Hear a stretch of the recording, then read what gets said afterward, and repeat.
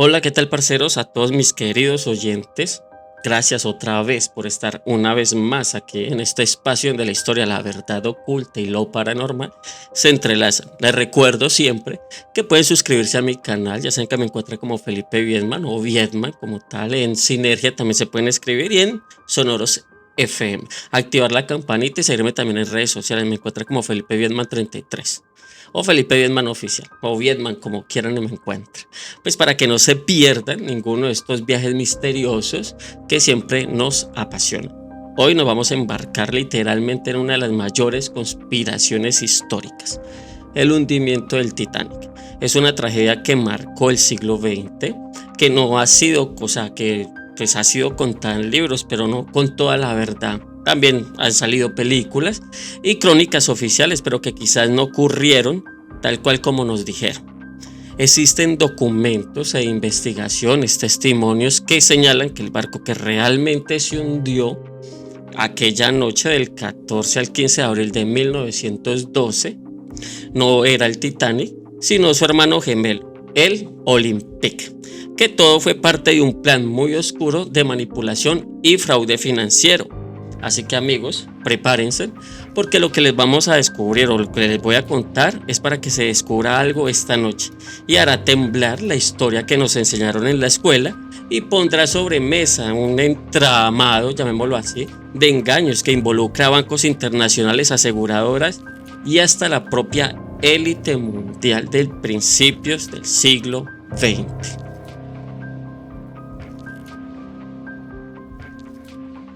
Año 1998, Inglaterra. Un investigador aficionado reexamina una foto del viaje inaugural del barco más grande de su época, el Titanic. Pero, ¿es este realmente el Titanic?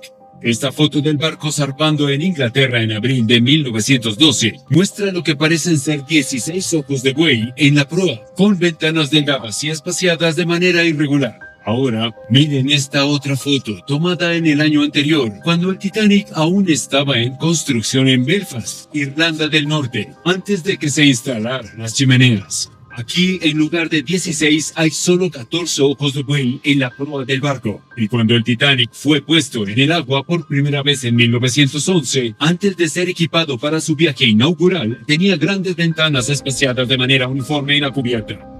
Bueno, vamos a hablar primero, para que no se pierdan el hilo, sobre los gemelos del Atlántico. Pues así se les conocía. El Titanic no estaba solo, era parte de una trilogía de transatlánticos de lujo encargada por la White Star Line. El Olympic, estaba el Titanic y estaba el Britannic. Los tres eran construcciones colosales de los astilleros de Harland y Wolff, eso queda en Belfast, diseñados para dominar el Atlántico y competir con la naviera, creo que era de Cunard. El Olympic fue el primero en zarpar, eso fue en 1911, a diferencia del Titanic, que tenía fama de ser el insumergible. El Olympic tuvo desde el principio serios problemas, choques, averías y gastos de reparación que comenzaron a arruinar la economía de la compañía. Documentos de la época, de los registros de los astilleros y los informes de mantenimiento muestran que el Olympic sufrió un choque importante con el buque de guerra, el HMS Hawke, lo que comprometió su estructura. Así que aquí empieza la teoría.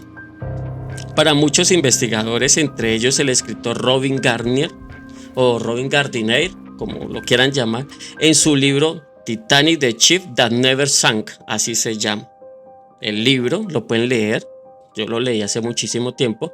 El Olympic quedó tan dañado que repararlo sería una ruina económica.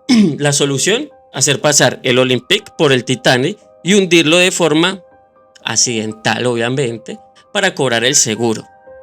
Según la teoría, la empresa White Star Line y sus dueños idearon un plan: intercambiar el Olympic por el Titanic y hundirlo a propósito, para cobrar el dinero del seguro.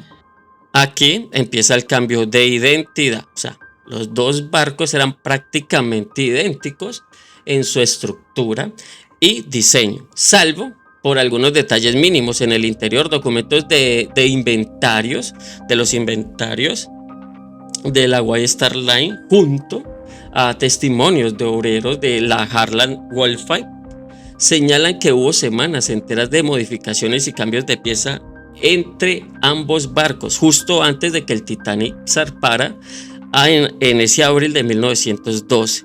Algunos investigadores aseguran que se intercambiaron placas, mobiliario e incluso la propia identidad visual de los barcos. O sea, el Olympic, dañado y condenado, habría recibido el nombre del Titanic, mientras que el verdadero Titanic habría quedado en servicio como el Olympic después del supuesto naufragio. Hay registros fotográficos.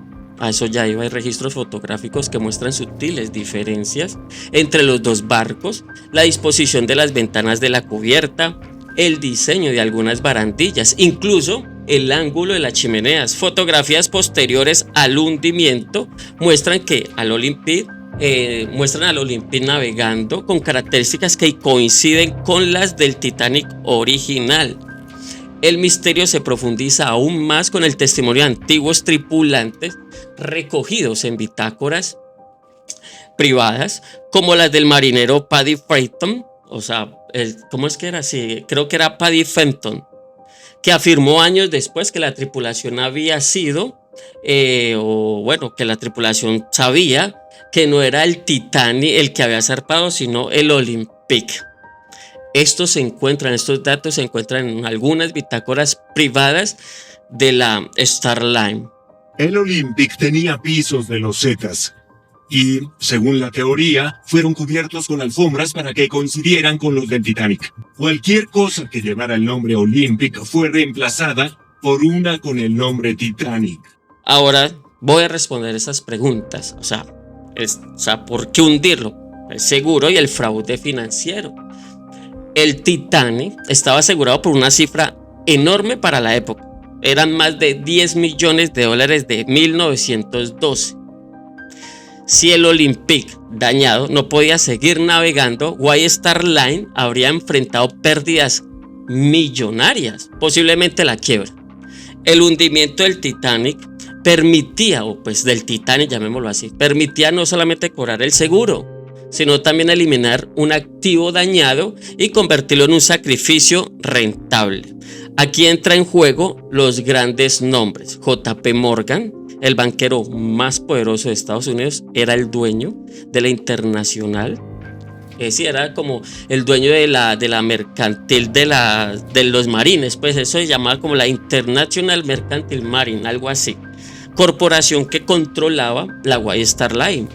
Morgan tenía intereses directos en el destino del Titanic, pero lo más inquietante aquí es que canceló su viaje en el último momento, a pesar de haber preparado una suite de lujo para embarcar. Ahí entra toda la conspiración. JP Morgan canceló su viaje en el Titanic poco antes de zarpar. Dijo que se debía a problemas de salud, pero días después fue visto en Francia en perfecto estado. Varios magnates de la época opositores a la creación de la Reserva Federal, sí viajaban en el Titanic, como Benjamin Guggenheim, estaba Isadore Strauss y estaba John Jacobo Astor. Los tres murieron en el naufragio. ¿Casualidad? ¿O eliminación de obstáculos a los planes financieros de la élite bancaria?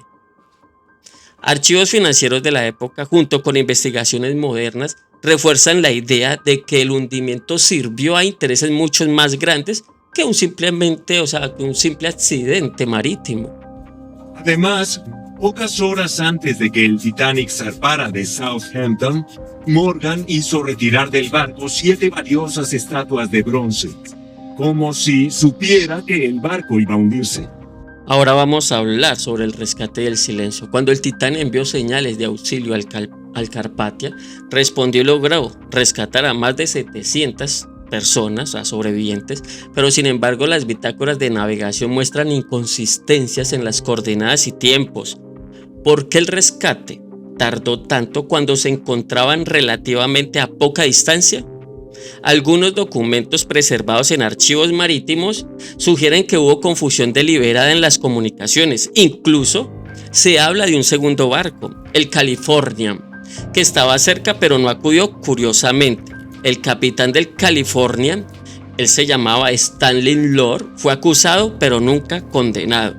Las declaraciones de los sobrevivientes hablan de explosiones internas antes del hundimiento, algo que podría encajar con un colapso premeditado y no con un no con un simple choque de un iceberg.